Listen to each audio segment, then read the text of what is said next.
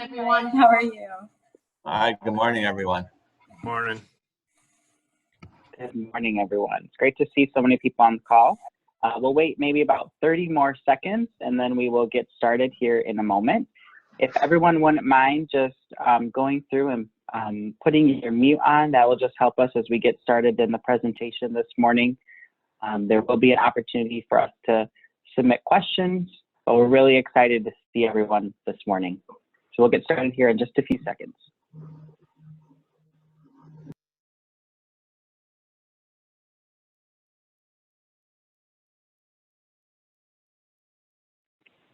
All right, we got a couple more people coming in, and I think we should get started. Well, good morning, everyone. My name is Patrick Brown, and I am the director of McKay, the Michigan Association of Community and Adult Education. And we're so excited to, in partnership with the Department of Labor and Economic Opportunity, Erica Luce, our manager of the Adult Education Services, and Ava Atari, also from the department, to be able to bring you this presentation on the Futures for Frontliners program. This was launched last week by the governor, and we're very excited to be able to provide this opportunity to answer some questions and give you an overview of the program to let you know the opportunity that this is. And I just want to thank Erica and Ava for their work in the development of this over the last few weeks, particularly in today's presentation, and working together to get all this information. So great to see so many people on the call. Just a few housekeeping things. As I said, we've been working collaboratively together over the last few weeks to bring you this information session, and we're just very excited to have that collaboration piece in place. In addition, this is what we anticipate will be one of potentially several informational sessions. I want to let you know that this session will be pretty comprehensive today, and I know that there will probably be many questions that come up or thoughts on how this will play out in your program at the individual level, and we certainly want to address those questions. If we can't address that today, we are anticipating to hold some other sessions in the future to allow you the opportunity to ask specific questions as well.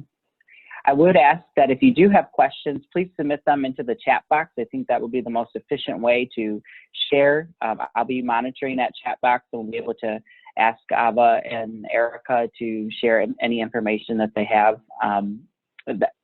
There will be, at the end of the presentation, a time for you to ask additional questions and also for us to address any underlying questions that might not have been covered in the presentation.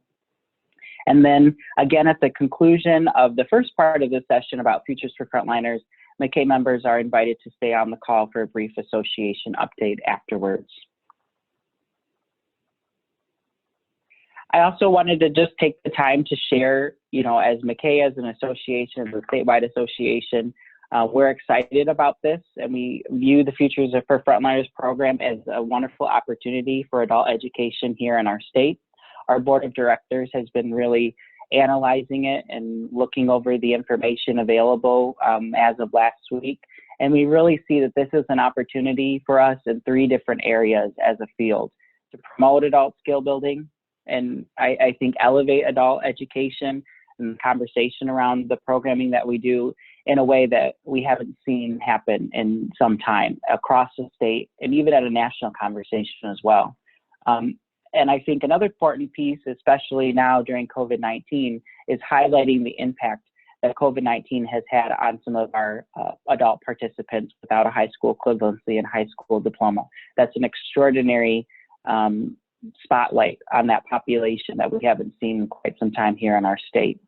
We also believe that this program is an opportunity to increase educational attainment opportunities. Obviously, it will allow for adults to have access to programming that they have not had an opportunity to take part in, either in our adult education programs or in career training or going on to post-secondary. And obviously, it aligns with the governor's 60% of credential attainment by the year 2030. And finally, we do feel strongly that this will expand some opportunities for program growth of our individual adult ed providers, increasing access for participants. And we've already, as Erica, I think will share today, there's been a large number of people across Michigan who have registered or have applied for this program already. That creates just additional opportunities for them to be referred to our adult education programs. And certainly one of the largest pieces for you all as providers would be that it does provide additional funding opportunities to support Future for Frontliners and eligible participants as a part of tuition reimbursement costs. So at McKay, we're very excited about this program. We plan to continue to work with the Department of Labor and Economic Opportunity to review the program, to stay active with the program. And we're just really excited that this is an opportunity that we haven't had in adult education for a while. So with that, I'll turn over the presentation to my colleague, my new friend too, Ava from the Department of Labor and Economic Opportunity. Thanks so much, Patrick. Good morning, everyone.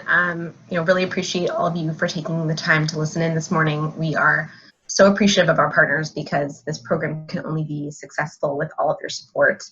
And if you missed the first couple of minutes, my name is Ava Atari. As Patrick mentioned, my colleague Erica Luce and I will be presenting on Futures for Frontliners, which is the new state scholarship which Governor Whitmer publicly launched at last Thursday's press conference. Thanks. Erica's going to be pushing my slides forward. I appreciate that. So in the governor's first State of the Union, she set an ambitious goal to address the skills gap within our state and increase the number of Michiganders with post-secondary credentials from 45% to 60% to help Michigan become a more prosperous and equitable state. So with that in mind, one of her top legislative items was Michigan Reconnect, which was introduced last year to provide Michiganders 25 and up without college degrees, tuition-free access to community college to pursue an associate degree or skills certificate. Now, Reconnect, as many of you may know, was passed with strong bipartisan support, but shortly thereafter, the COVID-19 epidemic hit and all funding for new programs had to be repurposed to address more immediate needs. So since then, Michigan's been effectively paused. However, given that so many Michiganders were required to put their health and lives on the line while working in essential industries to help keep our state running during our state shutdown this spring, the governor wanted to show gratitude to them by proposing Futures for Frontliners, which is essentially a variant of Reconnect and utilizes one-time federal funds to related to COVID-19 that the legislature authorized her to appropriate. So this program is a great opportunity for us as a state to take a step towards meeting this goal of 60 by 30 until programs like Reconnect and Going Pro can be funded. And to give back to our frontline workers who truly deserve our thanks. If you're familiar with Reconnect at all, you'll likely see a lot of similarities between the programs, though there are some differences as well, which we'll be noting along the way.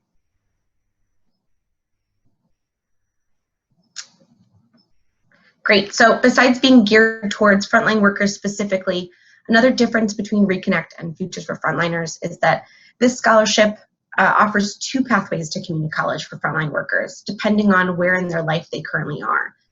Path one is for frontline workers who already have their high school diploma or equivalent and are ready to begin community college right away. And then path two is for frontline workers who still need to complete their high school diploma or equivalent. They need some completion courses or skills training either before they enroll or while they're dually enrolled in community college.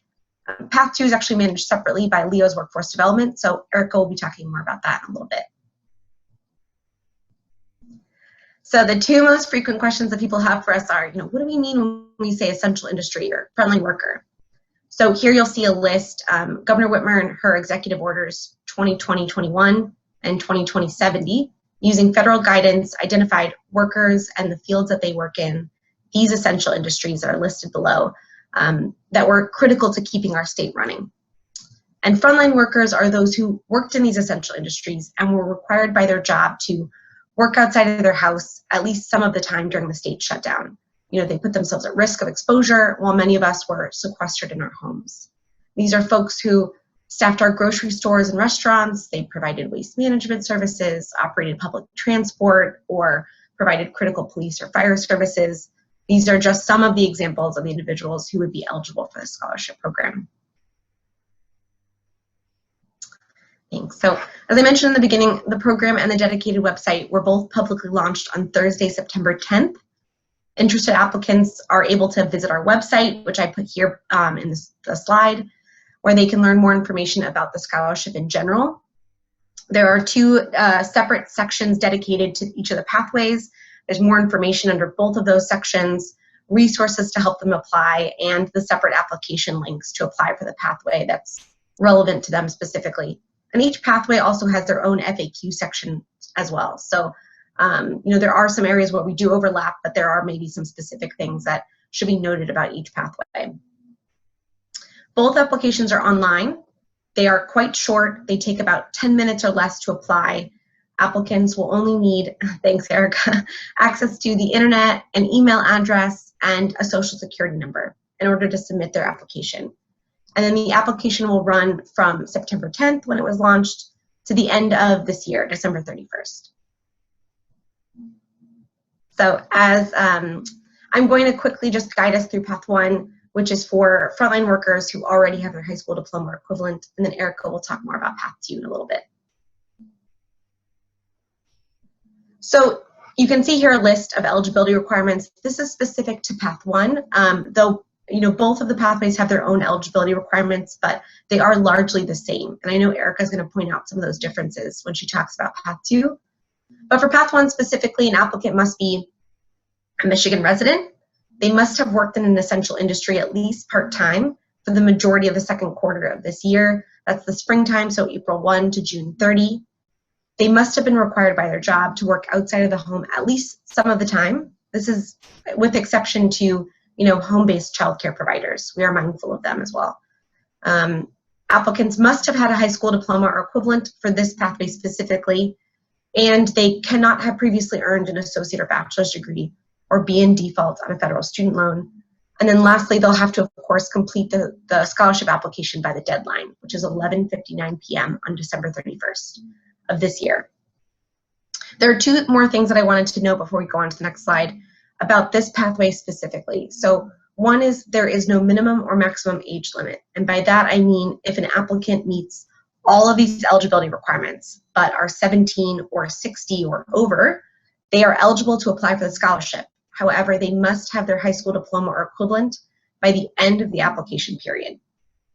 And then second, if a frontline worker already earned an associate's, an industry recognized certificate in the past, but not their associate or bachelor's degree yet, they are still eligible for this scholarship. And the same can be said for a frontline worker who is currently enrolled in an associate degree program, but haven't yet finished their associate or bachelor's degree yet. So they can take advantage of this scholarship. Great. So for Path 1 specifically, we're working closely with Treasury on this program to build our application and to handle the scholarship payment process. So when filling out the application, applicants will be required to create a username and password for the Michigan Student Scholarships and Grants student portal so they can check their application status throughout the process. And if they have questions along the way, Treasury's Customer Care Center is providing support to applicants via a dedicated phone number, which I've listed here on the slide, and is everywhere on our website as well. We want to make sure people know about it. And through their My Student Aid email address, which is also listed here. And for Path 1, we are working closely with UIA, the Unemployment Insurance Agency. They're assisting us with verifying the applicant's eligibility. If for some reason we're not able to automatically determine whether someone is eligible for the scholarship, maybe they were self-employed or paid in cash or a temp or contract worker, we might not be able to capture that they worked in an essential industry or that they worked during that time period. So we'll be asking them to then complete an employment verification form. It's a one-page form. Applicants have to fill out part 1, which is really just kind of their name and phone number. And then the second part is for their employer to fill out. And it's just questions that are very similar to the application itself. And then the applicant, there's directions on the form, but the applicant will have to return it to Treasury for Path 1 specifically. They can fax it in, they can email it in, and they can mail it in as well. And all of So once an applicant's been determined to be eligible for the scholarship, that means that either they went through our verification process or they completed the employment verification form and we were able to determine that they can receive the scholarship, then their student portal status will be changed, and then they'll receive an email from us that notifies them that their application is accepted. The student portal and the email itself will then know a few more required steps in front of them before they can receive the scholarship funds. I've listed these here. They'll have to apply to their local community college, complete a FAFSA application, enroll at least half-time in a Pell-eligible program that leads to an associate degree or skills-based, industry-recognized certificate, and then they'll have to enroll in classes starting in 2021. So they can start as early as, winter 2021, which I believe is January 2nd. And they can enroll as late as fall 2021, but anytime after that, at this time, we don't have funds available for it. So it's really just looking at the beginning year of 2021 for students to apply and enroll. So on our website, each of these steps has a lot of steps underneath them. So on our website, we have a college checklist, which can be viewed directly on our website or downloaded and printed. And it provides more insight and information on each of these steps. But in the email that they receive, applicants will also be provided with MCAN's college advising hotline, which they can call or text with an advisor to receive guidance, encouragement, and support if they have more in-depth questions about any of these steps or about how to make going back to school a reality besides receiving free tuition. So like any scholarship, Treasury will be working directly with the colleges to handle the tuition payment process. The scholarship is last dollar. So this means that Pell, the Michigan Competitive Scholarship, and any tuition restricted scholarships or awards that the applicant receives will be applied first before Futures for Frontliners funding. And then non-tuition restricted giftings or awards adopted. So Futures for Frontliners scholarship recipients can use these funds towards books and other expenses as well. And Futures for Frontliners covers traditional tuition, mandatory fees, and contact hours. So the cost of attending community college will depend on whether the applicant attends the school, whether they're in districted for. So let's say you live out of district for a school that you want to attend, or you choose to attend, or you're not able, let's say you're not in district for any of the community colleges. Futures for Frontliners will cover the in-district tuition rate of the school that you choose, and then the student will have to then cover the difference.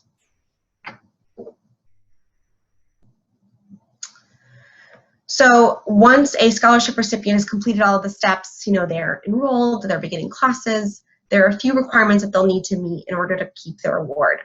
They'll have to continue to be a Michigan resident. They'll have to take 12 credit hours in a 12 period. So that means they can be enrolled half-time in one semester, skip half-time, and still maintain their award. They'll need to maintain a 2.0 GPA in the courses that they take while they're a scholarship recipient with Futures for Frontliners. And then they'll have to complete the FAFSA application annually. So if the scholarship recipient meets these requirements, they can continue to keep the award until one of two things happens, whichever comes first. Either it's been 4 years since Treasury received their first tuition payment, or the recipient receives their associate's degree.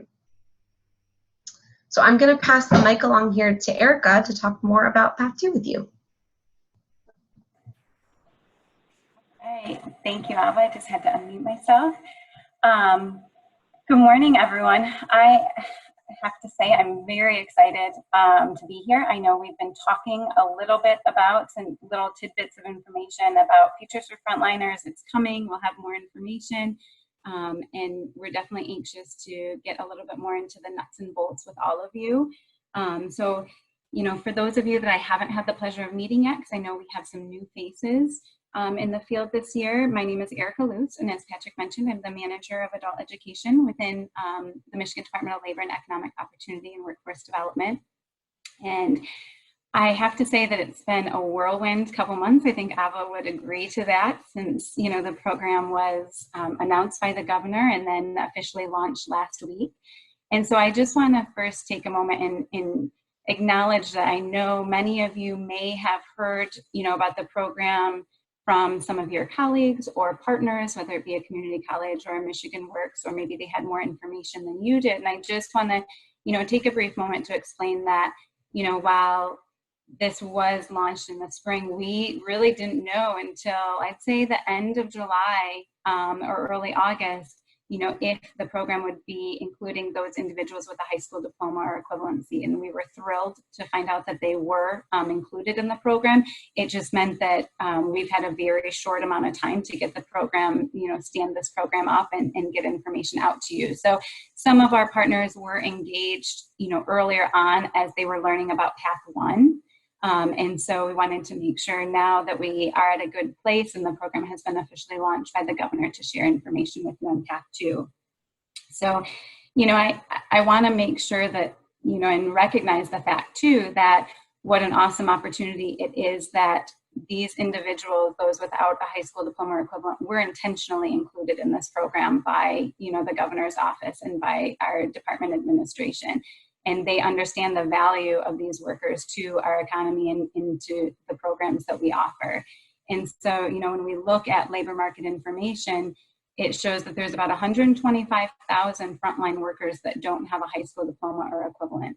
And so the need is there, and the opportunity we now have to reach those individuals. And I think too, as Ava mentioned, this program was developed in gratitude to those frontline workers that put their health and safety on the risk to work outside the home while all of us were staying home to stay safe. And so now we have this opportunity with the program to reach these individuals that may not have a high school diploma or equivalent already, from a place of gratitude, to say thank you for what you've done. You've earned this opportunity. Let us help connect you to that path to a post-secondary credential. Because we know oftentimes students come to us at a time or place they're looking at going back to school, but it's more because of a challenge in their life. So now being able to approach it from a positive, I think, is a great opportunity. So I just want to start going through the details of Path 2. I do want to emphasize again, as Patrick had said, this is intended to be a series, the first of a series. There's going to be a lot of information. I'm sure you'll have a lot of questions. So anything that we don't cover today, we absolutely, will have future sessions that we can get more into. So in terms of eligibility for the Futures for Frontliners Scholarship for Path 2. So as Ava mentioned, there's a lot of similarity for the program in general across the paths, and that's really when we're talking about that core eligibility criteria of being a frontline worker. So ensuring that the individuals, they have to be a Michigan resident and have worked on the front lines in Michigan, working in an essential industry at least half-time for those 11 of the 13 weeks, and have been required, as Ava mentioned, to work outside the home at least some of the time, recognizing the exception with home health care or home child care centers. And then, as you'll see highlighted in red on the screen, are a couple of the differences that are specific to Path 2. And that would be that they cannot already have a high school diploma or equivalent. They cannot be currently enrolled in high school. I know we're getting a number of questions about that, but those individuals that are high school students right now are not eligible for actually either path, but definitely not Path 2. And they must be 18 years of age. And so we added those criteria highlighted there in red to ensure that those, and to try to align the eligibility with our current federal and state eligibility requirements so that we can grade our funds to support these individuals. So again, the future scholarship application must be submitted by 11:59 on December 31st. And I want to point out that, as Ava had mentioned, the criteria around do they have their high school diploma or equivalent would be dependent on at the end of the application period. So if you have students that are in your program right now that are working on their diploma or equivalent and will have that credential, by this fall, then they would actually want to be applying for Path 1. Because they would be required in next year, starting in January or at some time during the calendar year, to enroll in adult education classes, and that wouldn't be appropriate for them if they have that credential. So be thinking of that. It's not just what they have right now, but at the end of the application period, what their status would be. When we talk about the application process, we try to make it as simple as possible for both paths. So we have aligned the application. It is available on the website. It was launched last week when the governor officially launched the program. So it takes, I would say, about 10 minutes to complete. We asked for, very basic information, and we tried to ask for the minimum needed to verify the eligibility requirements. So it's their name and contact information. We do require an email address. That's how they will be notified of their acceptance into the program.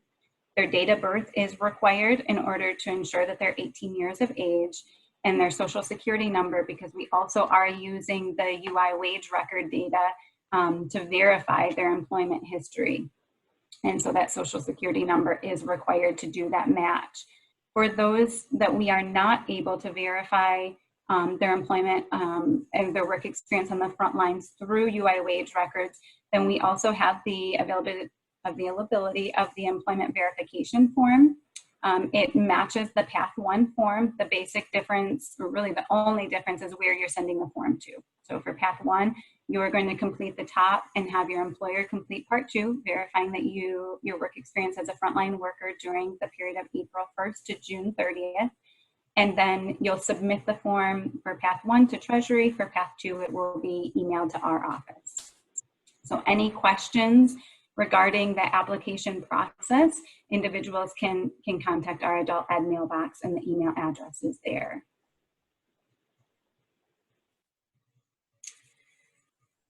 So once an applicant's eligibility for the program has been verified and their acceptance into the program, they'll receive an email notification letting them know that they have been accepted into the program, and that their next step is then to enroll in an adult education class. They are required to enroll in a state or federally funded adult education program across the state. And that's where we will provide them, if they aren't already connected with the program, we provide them the link to our website that has the Find a Program Near You with the provider locator. And again, that's why we've been stressing that it's so important to ensure that your program locations and information is accurate on that listing.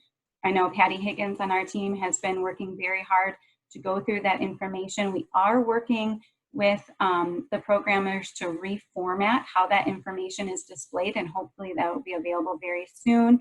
And it just is a more user-friendly way to search. A user will be able to enter their zip code, and then it'll automatically pop up the programs that are nearest to them.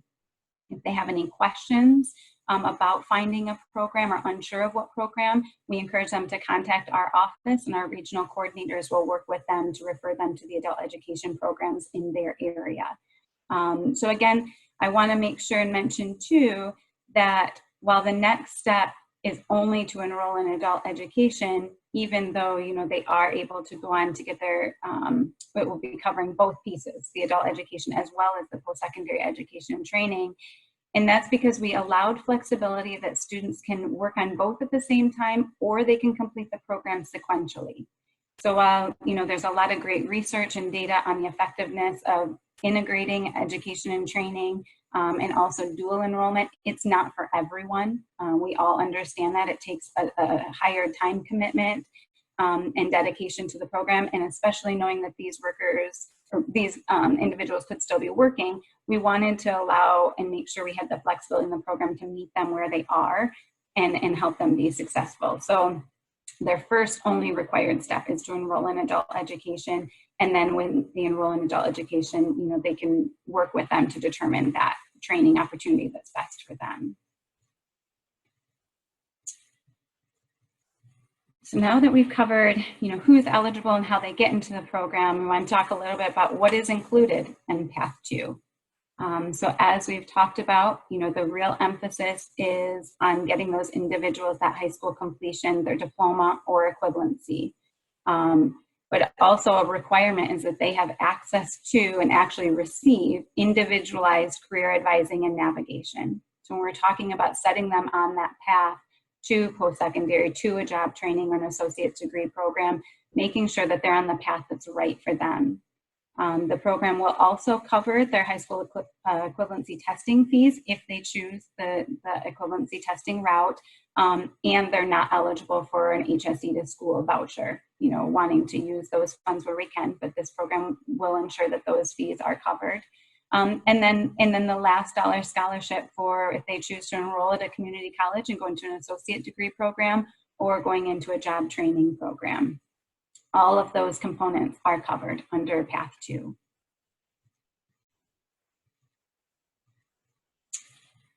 So one of the differences between Path 1 and Path 2, I'd say the key differences is the options for post-secondary when we talk about education or training, like what those individuals can go into. I want to emphasize, as you see bolded, that no matter what training option the individual chooses, it must lead to an industry recognized credential or an associate degree. So there are 3 training options that are available to them. 2 are unique to Path 2, and so you see those highlighted in red. The first option is the individual can go into an associate degree program at any community college. They also can take advantage of a training opportunity that's available on Michigan Training Connect. There is an asterisk there, and with that training option, it is a requirement that that program can only be selected after receiving career navigation assistance from a local Michigan Works. So the Michigan Works you must partner with to ensure that that training program, is appropriate for that individual. And that's really, we're just trying to leverage current systems and the expertise that we have in place. So those Michigan Works are used to determining, they have a process in place to understand, based on what programs are most cost effective, are valued by employers, and are high quality. So wanting to leverage that expertise if we're choosing that option. The third option that we have available for Path 2 is a student could be enrolled in an IET program that's approved, a state approved one that's offered by the adult education provider. The training program, the training component of the IET does not have to be offered by the adult education provider, but the program must lead to an industry recognized credential. So I state that because some of the IET programs that we have in the state don't lead to that credential. And under this program, because as we've talked about, it is a support to the governor's 60 by 30 goal, we want to ensure that the focus is on credential attainment.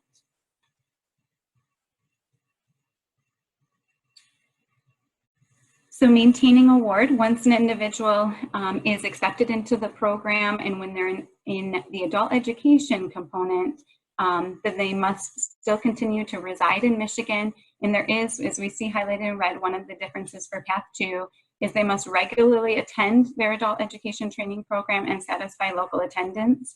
So we have this in place so that if a student comes in, but again, if they aren't active in the program for a period of time and their system exited, then they would no longer be eligible for the program. So we want to ensure when they enroll that there is that requirement that they continue to attend and be active in the program. Once they enroll in the post-secondary education and training component, then those other requirements are in place as well. So similar to Path 1, they must be maintaining a 2.0 grade point average in the courses that they're taking as a future scholarship student, or making satisfactory progress and are in good standing as defined by the training provider. So if they're in a job training provider, ensuring that they're making that progress and remain in good standing. Individuals are required to complete the FAFSA annually, as the scholarship is a last dollar scholarship opportunity. And so I also want to mention that the same is true for Path 2 as far as when we talk about the time frame. So an individual is eligible for the program until they either receive their associate's degree or it's been 4 years since they enrolled in adult education.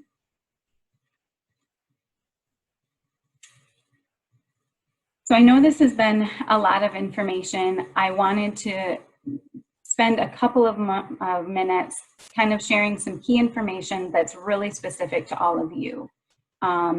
As an adult education provider, I want to make sure that you have a clear understanding that all of you are needed and are, this is an opportunity for all of you to participate and serve Futures for Frontliners, across the state, and we hope that you will. When we talk about the funding, I know that's probably a question that all of you are asking.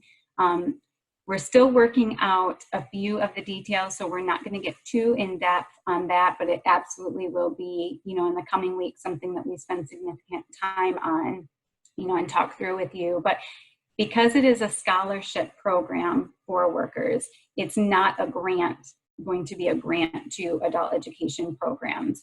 So it won't be going through MEGS. If any of you were familiar with the 23 Plus program, it will be more structured like that, where we'll have setting up a contract with the adult education providers, and then you will receive a reimbursement or an invoice. You'll invoice us based on the number of students that enroll. So we're looking at reimbursement based on set amount for those that enroll in the program, and then a set amount for those that earn their diploma or equivalent. So that would be the payment structure that would go to adult education providers. So absolutely recognizing that, one of the questions that we got was when we talk about last dollar.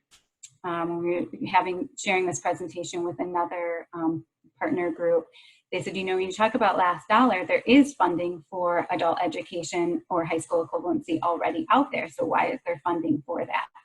And the reason that was intentional to include is we do hope and anticipate that this program is going to bring, a large number of students into our programs. We do believe there's some capacity there, as we've seen enrollment decline over the last couple of years as the economy was strong. However, we can't guarantee that we have the capacity to support that influx of students. So we want to make sure that you have resources to support, whether it's, the staffing, the navigation, advising, and just providing services to those additional students. But also there is the ability to braid and to use some of your current resources. So we're trying to, once we have a sense of the final budgets and looking at applicant numbers, we'll be balancing all of that, because we do want to ensure as well that the promise that we have made to those frontline workers to support their post-secondary, that we have the significant funding to be able to do that.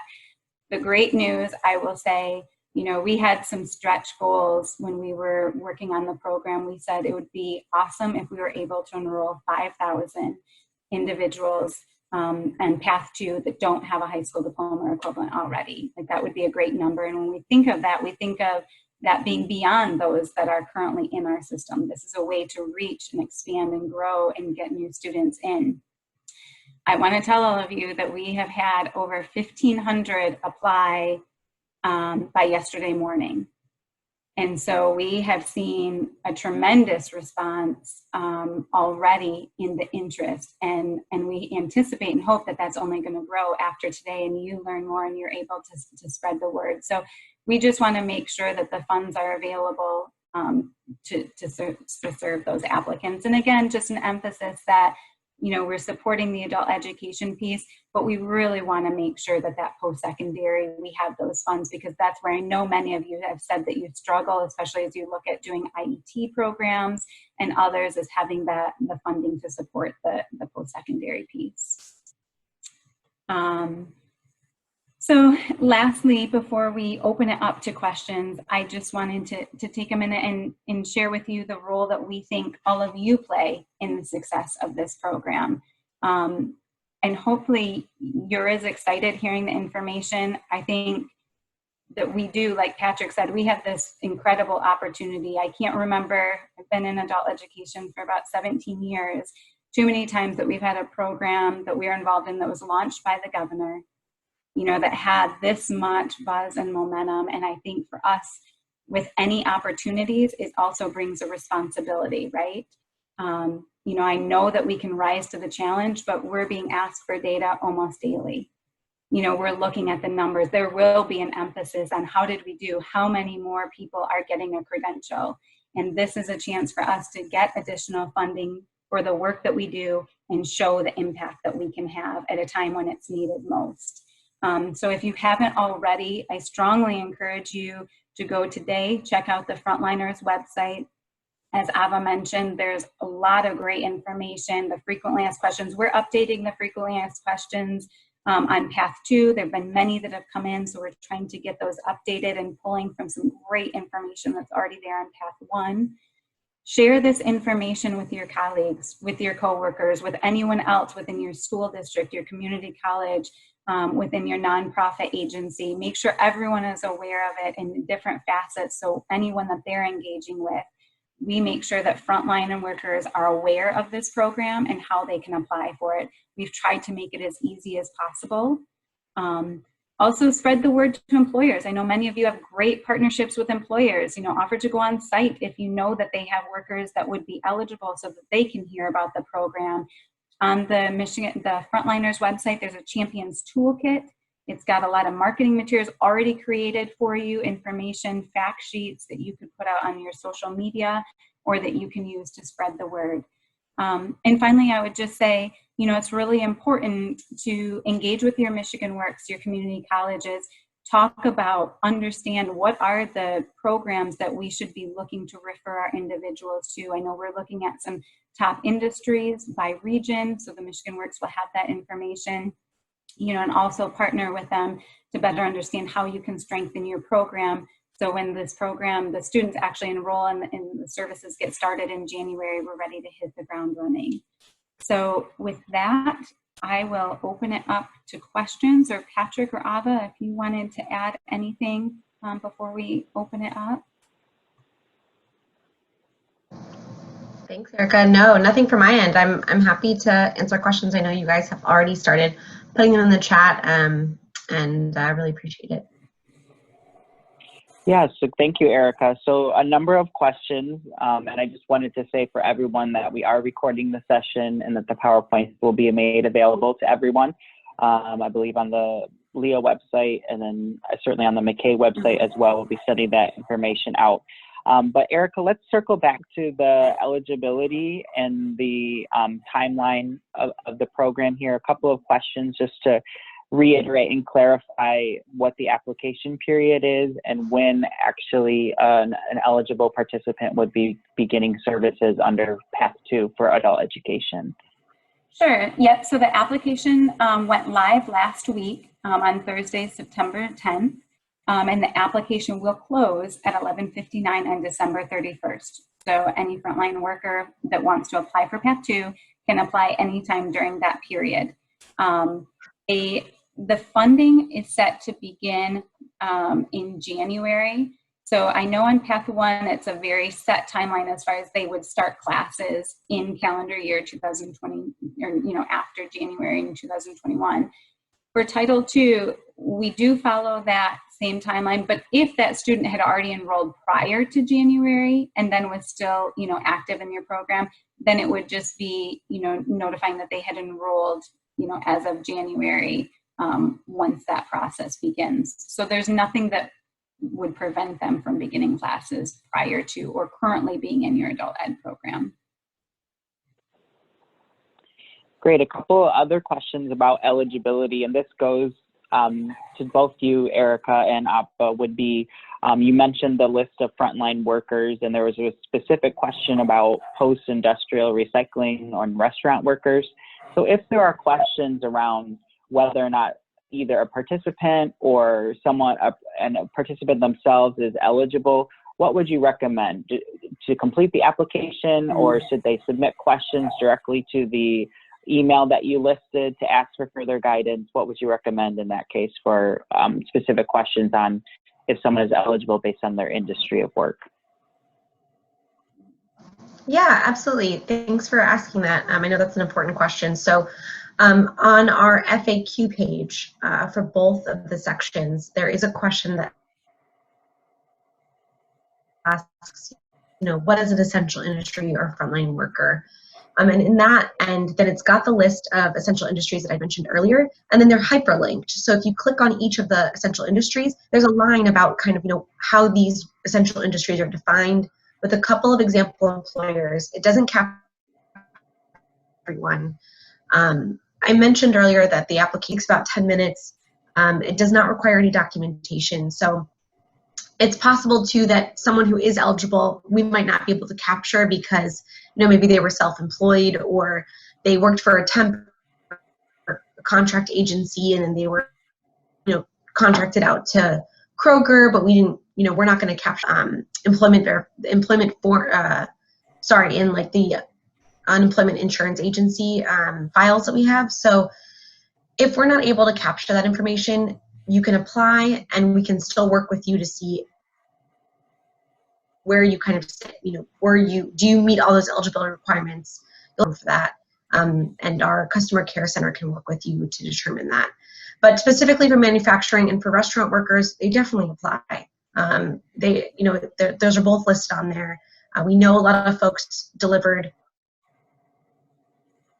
curbside delivery of food. We know that they all stock shelves. They were cooking in restaurants to keep them open. So, definitely apply, and we encourage that, absolutely. Great. A couple additional questions, think about for you, Erica, around eligibility of those that are currently enrolled in adult education programming. And I know that you and I have had several conversations around that population.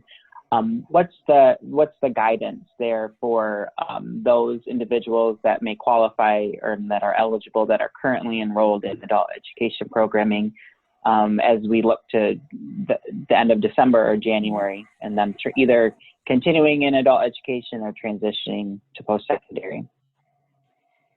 Yeah, and I think, we might have to explore, Ava and I can explore this a little bit more on our guidance, but, I would say absolutely apply. If you have someone in your program right now that's a frontline worker, they should be applying. They've earned this, and they should be applying to make sure that they're included. I think on the time frame, then, if they are working on their credential and they anticipate that they will have it, so maybe they have taken 3 of the 4 high school equivalency tests, they just have that last one to finish up. If they anticipate that they're close, they've passed the ready, I would encourage them to be applying for Path 1 if that's appropriate, Ava, if they're anticipating that they will have that credential, by the end of December. I think the worst thing that we would not want to happen is for them to be unsure and then wait or not apply, because there's not the ability to transfer from one path to the other. And so they would have to be applying for the path that they anticipate. And in some cases, I guess we'd figure out if they applied, and then, even if you applied for Path 2 and you had that credential and then they just didn't, end up participating, I would almost rather recommend that rather than not applying and then not be able to be included. And I think those are continuing questions that, we'll have, particularly around the adult education population. And, we set SWIFT goals for them to complete. And we know that sometimes those goals and those markers change. So, I would just echo what Erica says of getting them to specifically apply. A couple of questions around program administration, Erica. And I know that some of those details are still being worked out, but maybe you could talk a little bit about how we see this impacting providers themselves for the administration of the program and for rolling it out. A couple of questions around, I know you mentioned that individual providers would be making a contract to say that they want to obviously be reimbursed for services. How will programs be notified if someone is eligible that is coming or referred to their program? Yeah, that's a great question. What we're working on, I think that the fact that we have the set application period rather than a rolling application period is a great advantage to us in the administration of the program. So as individuals are applying, I will say we're changing course a little bit in the last few days, because while we anticipated these goals, we anticipated to have them coming in over time, and we had such a large response, more than we had anticipated for the small staff we have working on the program. So we're looking at automating that process in MARES. And so we're working with the MARES programmers, and what we anticipate is that there will be a report that programs will have in a utility that they'll have available to see who has been approved for the program. The second phase and exactly how it'll work as far as ensuring that then that matches as they're enrolled. But there will be the ability in MARES for providers to see who has been approved for the program. We are asking on the application for individuals to identify, it's an optional question, but the adult education program they plan to enroll in. We have it as optional because, for one, they might not know of all the programs, so that's not a requirement, but also they might select one, maybe a provider that just offers ESL, but that's the one they know, and they need to go for their, high school diploma equivalency, so it might not end up being that one. So while we are collecting that information, we're more going to be using a report in MAERS and then looking at enrollment in adult education. But we can share, one of the things that we'd like to do is share the communication that goes out with adult ed providers, so they could at least see what students are getting as well. Great. And again, another question on the program administrative piece of it. You had mentioned, ensuring that all sites are updated and all the information for a specific provider is up to date. Can you explain the places that the office is seeing that maybe providers have not had updated information? Are you referring to MEGS and MAERS, or? Yeah, so we pull your program location information from MEGS. And so we have that listing. And so when you're identifying your class locations in your applications, and so we recently reran for your applications for program year 2020-21. So we have that spreadsheet.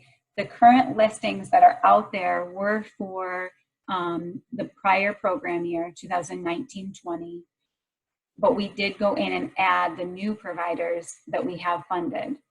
And so there are some variations in your locations. And again, that information hopefully will be coming up shortly. But if there are any key issues where you don't see, a location, because again, that listing is going to be by county that's on there. So if there's something that's not on there, please reach out to our office. I would say to contact the adult ed mailbox that we have there with any changes. But again, be mindful too of the website. So in your MEGS application, we're asking you for if you have a website for your adult ed program. So knowing that website information is going to be out there, double check the information you gave. If you just gave the overall school district one that doesn't have any information on your adult ed program, it might not be appropriate to put that on there, because then you're referring students to a website that doesn't really have any information that's appropriate for them. So we're pulling any of that information from MEGS, so this is a great opportunity to really look at what's in there and make sure it's accurate. Again, around kind of administration and management, just I think you had mentioned it, Erica, but could you reiterate which providers are eligible to be reimbursed, particularly in Path 2? Yep. For the requirement for individuals on Path 2 is that they enroll in an adult education program, a state approved. We consider state approved to be that you receive either state and or federal funds. So that would be Section 107 or WIOA Title II funding. And so any of those providers would be eligible to serve participants that are in the Futures for Frontliners program on Path 2. And I'd also like to say, we've gotten a couple of questions from individuals saying, I need to get my high school equivalency or my GED, but I just want to go take the test. I don't want to enroll in adult ed. Do I have to? And we are saying that they have to. Our response has been, that you will receive, instruction that's individualized to your needs. So you don't have to stay in a year-long class. There's no set amount of time that you're in adult ed, but we do want to set them up for success. And so while students may want to be ready, we know that sometimes they might not quite be ready for that test. So we are requiring that they enroll in an adult ed program. Kind of shifting a little bit to participant pathways and really kind of touching back again on eligibility. This is for both you, Erica, and Ava. Can you just reiterate the eligibility? I think there's a couple questions around, can a participant be enrolled in both Path 1 as well as Path 2, depending on their completion? And then specifically, a second follow-up question to that is, are there specific careers that if they're pursuing post-secondary, particularly in Path 1 as well, that they would need to pursue a specific career field as a part of the program, or can they pursue any program? Yeah, great question. So for eligibility, sorry, well, can you just remember what was the first part of the question? That's okay. I'm sorry, I put those two together. So the No, first, it's okay. I was thinking about this one a lot. the first question around eligibility, there are several questions around if a participant or a potential participant can enroll in both pathways. And I think you kind of answered this a little bit in that last chat that you just put in there, Ava. Yeah, sorry. So yes, I just responded to Melanie's question.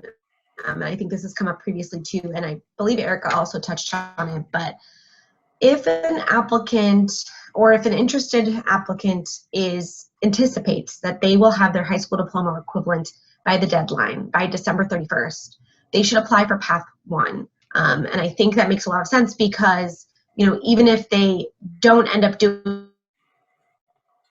it, we can work with them to see if either they transfer into Path 2, we kind of like work with them to see when they'll complete it. But really, if they anticipate that they'll finish it by the deadline, because that's the deadline we're giving everyone, then they should apply for Path 1. That's really what I think makes the most sense. Erica, do you have any thoughts on that? Yep, I would agree. Yeah. I think if they don't anticipate that they're going to finish it by December 31st, they should apply for Path 2 if that makes sense for them. Yeah, and then, sorry, the second part of your question, you'll have to remind me again. My brain is a sieve today. Everything's okay. just going out.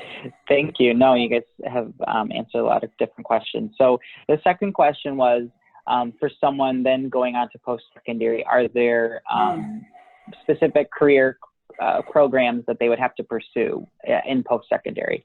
Or does this allow them to pursue any program? Yeah, so in Path 1, I'll talk about that, Erica, if you want to answer Path 2. But for Path 1, there's no specific program. They has to be Pell eligible. That's really the only requirement. You can pursue any associate degree or skills-based certificate that you're interested in that is Pell eligible. Yeah, and for Path 2, the criteria we set is that it would need to be leading to an in-demand job. And so that's, again, where the role of the Michigan Works, partnering, looking at that labor market information. There is flexibility within there. So if it's not exactly on the 50 hot jobs, but they have, partnerships with employer, know of specific job openings in the region, then, there are exceptions made. I will say, too, the difference is Path 2 does not require the program to be Pell eligible. So those are a couple of slight differences, but the emphasis is that it should be leading to an industry recognized credential for an in-demand job in the local area. And I will say, as a part of our McKay membership check-in here in a few minutes, we do have the links to the updated 50 hot jobs and those career clusters that was released in August as a part of kind of the Department of Management and Budget Technology, their retooling. A couple of other final questions here around, and Erica, you knew you were going to get these questions, so reimbursement up to providers for adult education and training costs. Sure.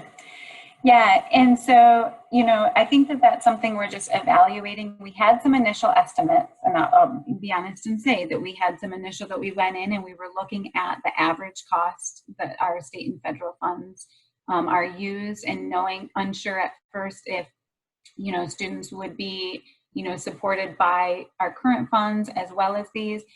But also at a time this summer when we were unsure of what our state funding was going to look like for this program year for adult education, and unsure of what our numbers would look like. So I think now that we're seeing this incredible response, which is a great thing, we think that it's really important for us to pause for a moment before we move forward and look at what funding do we have available from current systems, whether it be in Section 107 or additional funds that may have been unspent last year by programs under Section 107 and WIOA Title II. So we hope to have those estimates shortly, so that we can provide due. But initially, we were looking at numbers of about 500 for enrollment and 1,000 for a credential to make sure that we have the emphasis on credential.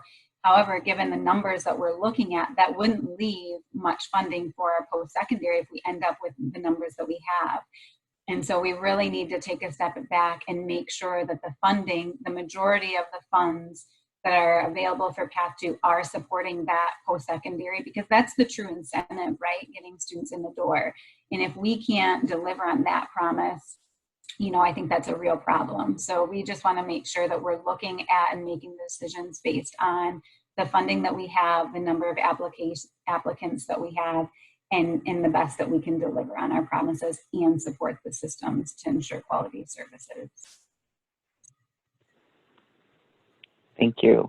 And then a couple of final questions around training, specifically around how can, as a provider, you verify a training. I think you mentioned that. I don't know if you want to go back to that MITC slide, Sure. Erica. But also, do you anticipate, and this maybe also isn't a question for Ava as well, do you anticipate if that list will be expanding in response to Futures for Frontliners and kind of the essential industries? You know, is that a comprehensive list? Do you anticipate, has there been any discussion around some training opportunities or programs being expanded on that list? Well, So, go ahead. oh, go ahead. No, go ahead. I'll just say, as far as expanding the programs that are available on MITC, I think one of the things we are trying to learn from lessons learned from prior initiatives, such as like No Worker Left Behind, and that's where the input, we're really valuing the input from Michigan Works and requiring that they be at the table because they've done this before. And so we do want to be leery of new programs that know there's this funding that all of a sudden have a higher tuition rate than they previously were charging, because we know these students will be eligible. So that's where the Michigan Works, you know, being required to be included at the table. So I don't know that I'd necessarily say we anticipate additional training opportunities be included on Michigan Training Connect. I think that will still follow the same process for how those are approved and on that list. But then making sure that Michigan Works is included to evaluate the training and the cost effectiveness and looking at prior tuition rates when they're making those decisions. A few comments as well in the chat box, Erica, around as you're continuing to flesh out what those reimbursement costs may be. I believe there's a couple of examples of training costs that programs have found are associated with the current programming that they're having. Just a note for you in consideration. All right. Are there any final questions here in our last minute or so? I would like to just thank Erica and Ava. Certainly they have been working on this project for what seems like a long time, but really has only been a short time here in the last few weeks that's really ramped up. And I appreciate that they've involved McKay in the conversations around this for our feedback and our advice on some different things. And I know that this is just one of many different opportunities that we're working on to provide you jointly with information as we go forward. Patrick, may I ask one more question? It's Michael Connor. Hey, Mike. Sure, go ahead. Okay. So relative to funding, I guess this would be addressed to Erica and also Ava. Does the governor have a specific amount that she has set aside for part 1 and part 2 of this, and for the tuition for community colleges? Yeah, so the funding that was made available in it was CARES Act funds, so it's part of the governor's reserve, so it's GEARS funds within the CARES Act, and there was $23 million that was set aside for the program. There's $15 million that will support the tuition on Path 1, and $8 million that's available for Path 2. Okay, thank you. So that's a good question. So yeah, so that's why when we look at how we're dividing up that $8 million, that's when we look at these serve, making sure that the strong, or the majority of it, is going to post-secondary. Okay, I assume there was an amount. I just didn't know what it was. But what confused me, thank you. We should have, was when you mentioned that you as a department will be looking at Section 107 or federal WIOA funds in order to support this from funds left over from the previous year or something. So are those an additional funds to the $8 million, or how does that work? Yeah, and I should clarify, not saying that we're looking at those funds to support this program, but when we were planning, Which? well, as we're looking at planning and developing the program, when we were unsure, you know, if we're driving more students to adult education and we were unsure of what the funding that we had to support our adult education programs in general was, right, where I think we were looking at the dollars. So I think it's really looking at the whole package. We do want programs to leverage and braid funds where they can. You know, we can't obviously duplicate or double dip and charge something to both sources, but sure. you know, using them to fill gaps where we have, I think absolutely makes sense. So yeah, we will not be using Section 107 or WIOA Title II funds to pay for the Futures for Frontliners program. Okay, thank you, Erica. Yeah, thank you for asking that. Great, and I want to be mindful of everyone's time. So I'll wrap this last question. This will be our last question. This is around career navigation services, Erica, particularly a question around should those be provided by the individual adult education provider in conjunction or coordination with the Michigan Works Agency? And the concern with working with the Michigan Works right now is just that many of those offices are closed currently or are open by appointment only, so it's making it difficult. So what's your guidance on that? Yeah, so in terms of who's offering it, you know, there's obviously flexibility there, you know, what works locally. So if the adult education program has a strong, you know, advising and component already in place and they have the ability to do that, absolutely. If they don't have that, you know, and partner with Michigan Works, that's a great option as well. So whatever works locally, as long as the quality services are there for that student. But I will just a reminder that the program isn't set to necessarily launch as far as the services until January. And so I think in that time, you know, there might be, who knows, we never thought we'd be here in March, right? When this all started, but thinking that, you know, we'll see what opportunities there are, you know, earlier next year. But also that's a great, you know, conversation piece. And, you know, as we're reaching out to our Michigan Works to ask about, you know, how can we support these individuals and get these services in the meantime? Great. So if you do have additional questions, I think obviously you can go to that Leo Adult Ed at Michigan, leo-adulted@michigan.gov and submit questions there regarding the program. Certainly we want to allow for additional opportunities to answer questions. I don't know if Erica, if we were prepared to share when our next opportunity was for getting together.